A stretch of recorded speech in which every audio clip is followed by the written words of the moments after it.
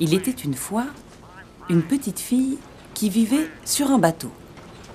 Un brise-lames agile qui parcourait les flots, dans une région de l'océan rendue fort périlleuse par la présence de rochers coupants, toujours à l'affût d'un voyageur imprudent. Le capitaine, son père, un homme bon et généreux, avait donc fort à faire.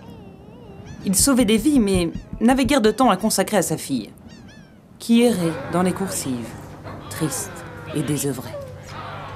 Elle aurait tant aimé pouvoir le seconder, tenir la barre avec brio contre vents et marées, ou au moins pomper avec les autres, le visage emperlé, mais sa petite taille l'en empêchait.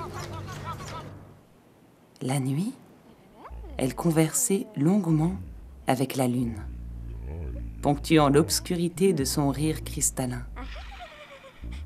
Cependant, elle demeurait malheureuse, accablée par son inutilité dès que le jour se levait. Et un soir, elle se laissa glisser hors du bateau, persuadée que c'était la meilleure chose à faire. Guidée par son amie la lune, elle nagea non sans mal jusqu'à un rocher, puis se hissa et attendit, sûre de son fait.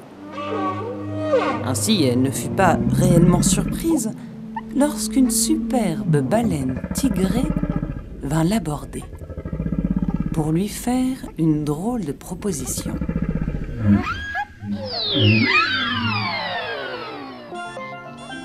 Nul ne retrouva jamais la fillette. Et son père dut se résoudre à abandonner après des mois de recherches acharnées. Mais le doute subsista toujours en lui, car on n'entendit plus jamais parler de naufrage dans cette partie de la mer.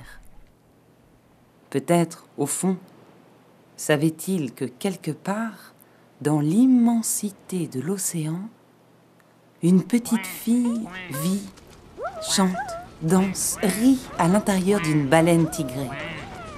Et rêve aussi. Des rêves colorés, que la baleine expire en même temps que l'air saturé de vapeur d'eau sortant de son dos. Il reste en suspension, fluorescent au-dessus des flots, éclairant les navires égarés, les guidant vers des mers plus clémentes, jusqu'à ce qu'ils soient hors de danger.